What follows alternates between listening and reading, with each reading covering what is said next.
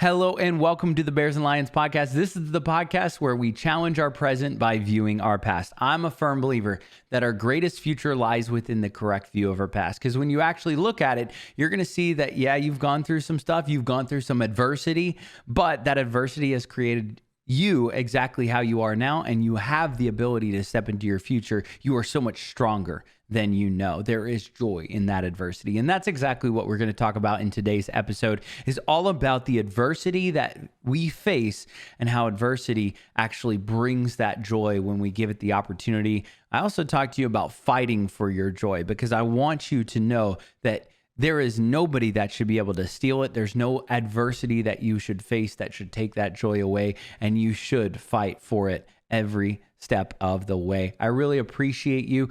If you want to follow me on my socials, you can find me on X, which is formerly known as Twitter, or TikTok at Kyle Vaught. That's KYLEV as in Victor ATT, or Instagram or Threads. On there at Kyle_Vaught. If you're listening on Spotify or Apple Podcasts, thank you so much. Make sure that you hit that follow button and share this podcast with somebody. If you're watching on YouTube, I really appreciate it. Make sure that you hit that like and subscribe button, and it really helps me out when you comment as well. For everybody, I will see you on the other side of the conversation. I want to talk to you about adversity today. I've gone through a lot of adversity. I'm sure you've gone through a lot of adversity as well. And it's something that we go through, and it helps develop us. It creates us into the people that we are. But what I've realized is that adversity really does breed excitement. As I've gone through some of the challenging things, the best part of the challenge was that I was actually engrossed in a challenge, right? And I've looked back on my life, and I'm sure you can look back on yours, on different parts where it was like, it was so fun to overcome something, right? Nobody ever starts their story with a trophy where they're like, yeah, so we had this and that was it. They tell you the story of the game where they got that trophy, or the challenge, or the battle, or the adversity that they faced, right? I was the state championship, and I was down, 2 points at the last second, and I was able to hit the three, and we won, right? It's the adversity that puts them in the hot seat. And what I've noticed too is when you talk about those things, right? Not a lot of people will be like, yeah, and then I took the three and we made it and we won the state championship, right? That adversity. Sometimes they'll say, yeah, I took the shot and we missed, but it was such a great time of I appreciate the time with my teammates and whatnot. It's the emotion that's around it. And I really do believe it, that if you ever feel like you've lost your joy in something, then just remember something that was difficult, right? Something that you overcame in life. It's really hard to be sad when you're talking about a win. I truly believe it. When you're talking about something that you've done well, something that you have excelled in, it's really hard not to kind of perk up and be like, no, I actually did that. I did overcome that, and I did pass that test when I was younger. I did accomplish this when I was this age, or I did accomplish this in high school or in college. I was able to do this. When you start talking about the wins, it's really hard to be down. And of course, in our day and age, it's easy to fluctuate with emotions and with joy. It's one of those things where I love joy over happiness. I think that joy is a state of mind, and it's an understanding of what you bring to a situation, rather than happiness is just simply, it's an emotion that I feel at moments. Like soda will make me happy. Twinkies or a pizza will make me happy at times. Like food will make me happy, but as soon as I eat the food, then it makes me sad because the emotions are fleeting. But I think that joy is something that's based around it, right? You can be joyful while you're mourning something. When my grandparents passed away, I remember when my grandfather passed away, I genuinely tried to be sad and emotionally sad. Like I tried to cry, but every time I kept thinking of memories of my grandfather, it just kept bringing a smile to my face. And I couldn't stop laughing about some of the memories of whether it was my grandfather whittling or teaching us stuff or goofing off with us behind my parents' back. Like, I could not feel emotionally distraught. I was joyful. I was so glad that I got to be in his life, and he was the patriarch of our family and somebody who I want to resonate and bring into the legacy of my family, and, you know, to my kids or grandkids or currently my nieces and nephews. I want them to remember what Grandpa Vaught was like and what he brought to the table. And I want to live that out to the best of my abilities. And I couldn't feel sad. So I think that joy is something that you can bring in all sorts of emotions, but you can be there and it can be present. So you can be mourning, but you can be joyful. You can be angry, but you can be joyful, right? There are times when I'm angry about something, but at the same time, it's a good something. So it's like, I'm so mad that you were able to accomplish that, but I'm also happy that you accomplished it. You know, there are moments, but I talk about joy specifically because adversity is something that we tend to say, these are moments in my life where I was down, right? Like, especially when you're in the adversity, it's stressful and it's easy to lose sight of the joy in it, right? When you are in the midst of a challenge and, you know, maybe it's a job transition or a school, right? In the middle of your finals, it does not feel joyful in the middle of your finals week, right? You are just studying, and you've got to get it because you've got to pass, because if you don't pass, then it's going to be stressful and exhausting. And, you know, you're going to have to retake a class, or it's going to prolong this, or you've got plans here. And so I understand it. I understand it, but I wanted to talk to you specifically about joy and adversity today, because adversity, I think it breeds that joy. It breeds that excitement. It changes the way you look at something when you're able to recognize this was fun. Right? It was hard in the moment, but it was fun. I look back on my times in college and the memories that I have, the relationships and the friendships that I made. The classes were tough and some of the things didn't pan out the way that I thought they would, but ultimately I had so much fun in the middle of it, right? It was a blast of having a chaotic schedule and trying to orchestrate this and that and trying to have a social life and everything. And then after it was like, okay, cool. You know, now we have a new challenge, and you find a new challenge. And I know most of you, you know, some of you may be new, so I'll preface this. I share this often, but I'm a spiritual person. Very much I believe in the God of the Bible. I do a lot of reading, and it's a part of my life. I do a lot involved with scripture and with the spiritual element of life. I find so much comfort in it. That is not to say that you have to believe what I believe. It's not to say that you have to think that I'm right in everything. I don't think I'm right in everything. I don't want to try to get you to believe what I believe. I simply want to promote what I am reading or what I see and what I think is valuable for everybody. It's not just something that is focused on scripture or focused on one belief. And I simply preface that because I cannot share parts of my life without sharing scripture or sharing my belief. And I really do. I mean it. I think that it's valuable and beneficial for everybody, but I completely understand and I respect the people who choose not to believe or choose to believe in other things. That's not my goal here. But I did read recently in James 1:2-4. And I love what this says, and I think it is cross-religious, cross-humanity. It makes sense, just logically. And it says, "Dear brothers and sisters, when troubles of any kind come your way, consider it an opportunity for great joy. For you know that when your faith is tested, your endurance has a chance to grow. So let it grow. For when your endurance is fully developed, you will be perfect and complete, needing nothing." I love that, just for the simple fact that you know this in the gym, you know this in all sorts of other avenues, right? When you are being tested or when there's something adverse or something comes along your way that is in your way and you have to overcome it, right? This is an opportunity for great joy. This is an opportunity for excitement because you have the ability to test your endurance, right?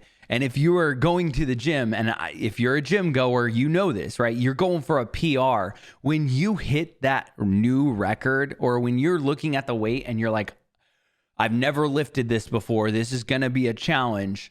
You may lift it the first time and not be able to do it, right? You may go to lift it and you're like, I can't do it.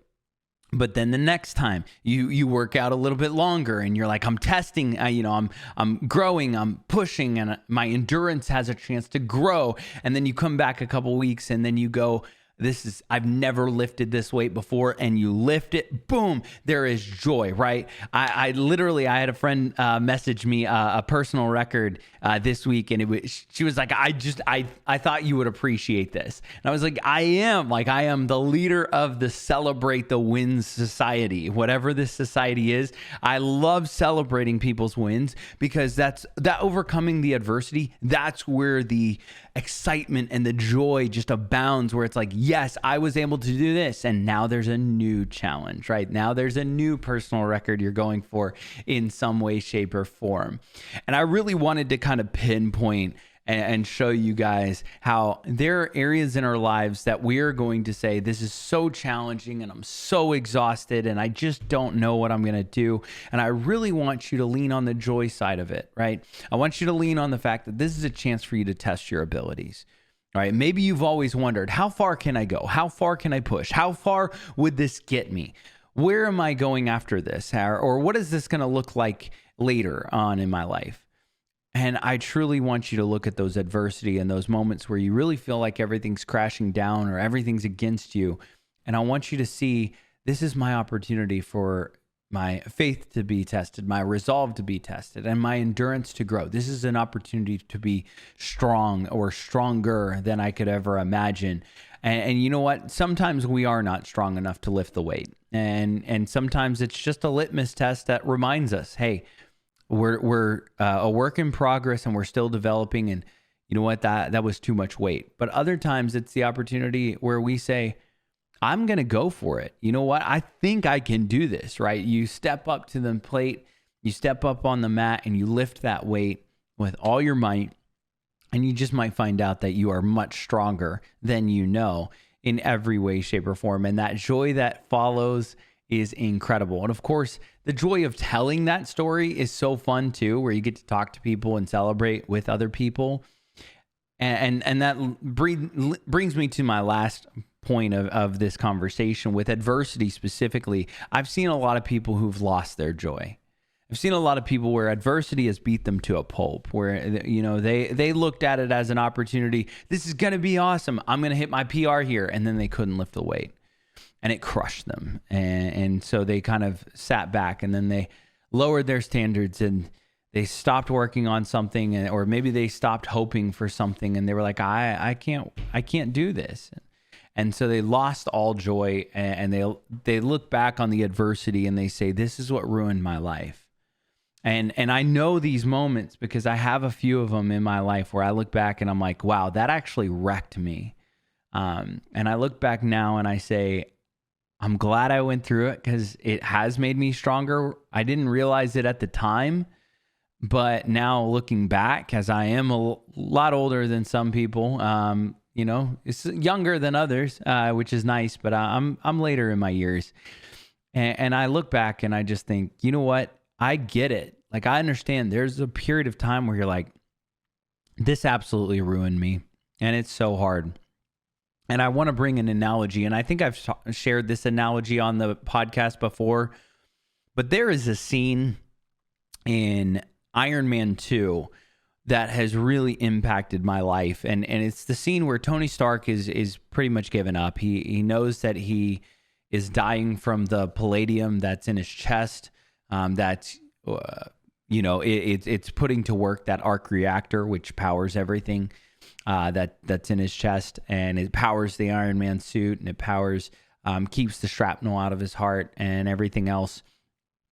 And so he's pretty much given up because he's like, I don't know what to do. I'm dying. So he just starts giving things away essentially. And there's a scene where he's sitting in the donut shop. He's sitting in the donut, and Samuel L. Jackson comes up and he says, "Excuse me, sir, I need to ask you to exit the donut." And they have this conversation just man to man for a second. He says, what happened? And Iron Man says, Rhodey took the suit.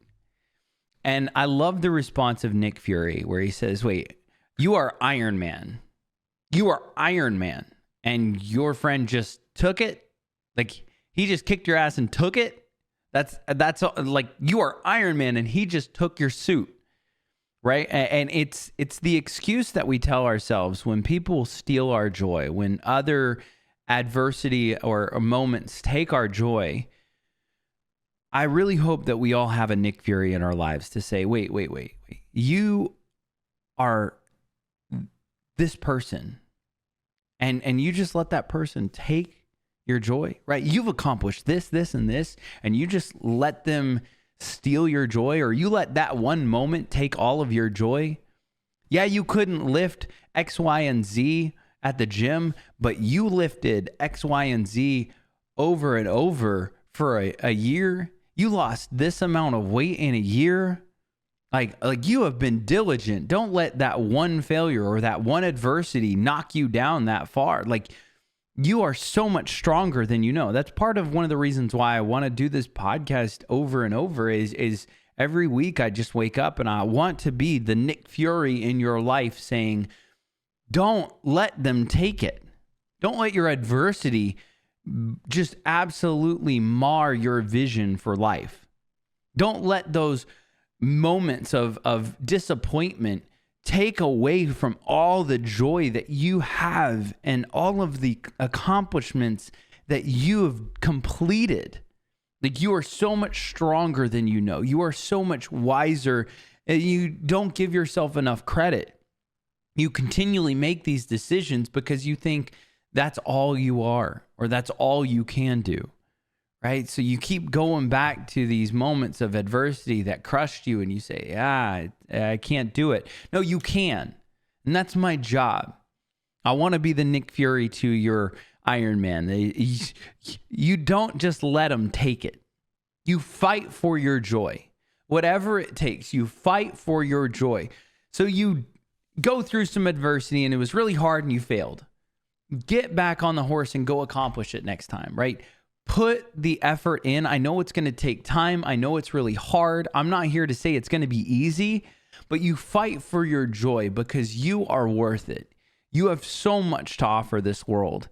But in order for you to do that, I know that it is going to take some time and it is going to take a little bit of really tough adversity. I've gone through adversity. I'm going through adversity right now, and complete change in job, complete change in location, a minimal amount of friends where I genuinely feel alone 99% of the time. And I know that this is just for a time. And yeah, I'm going through some adversity, but these are the stories that I'm going to tell that have meaning behind them. I didn't just wake up one day and was fit. I didn't just wake up one day and was successful. No, I fought for it. So I'm telling you right now, fight for your joy, fight for your life. I promise you it's going to make sense. I promise you it's going to make everything worthwhile in the end. And yeah, it takes a lot of time. And sometimes you just need a friend to simply be Nick Fury and say, hey, excuse me, I'm going to have to ask you to exit the donut or exit the pity party or wherever you are in this moment. That's going to do it for this conversation. Thank you so much. Thank you so much for this incredible conversation. That's going to do it for this conversation. Thank you for listening. If you want to follow me on my socials, you can find me on TikTok or X, which is formerly known as Twitter, at Kyle Vaught. If you want to find me on Instagram or Threads, it's Kyle_Vaught. That's KYLE_ V as in Victor, ATT is my last name. I really appreciate you listening and watching. If you're watching on YouTube, thank you so much. Make sure that you hit that like and subscribe button. If you're listening on Apple Podcasts or Spotify, I really appreciate you. Hit that follow button and share this podcast with somebody who maybe has lost their joy. For everybody else, I hope that you have a wonderful week. Remember to give grace, show love, and as always, stay stellar. Peace.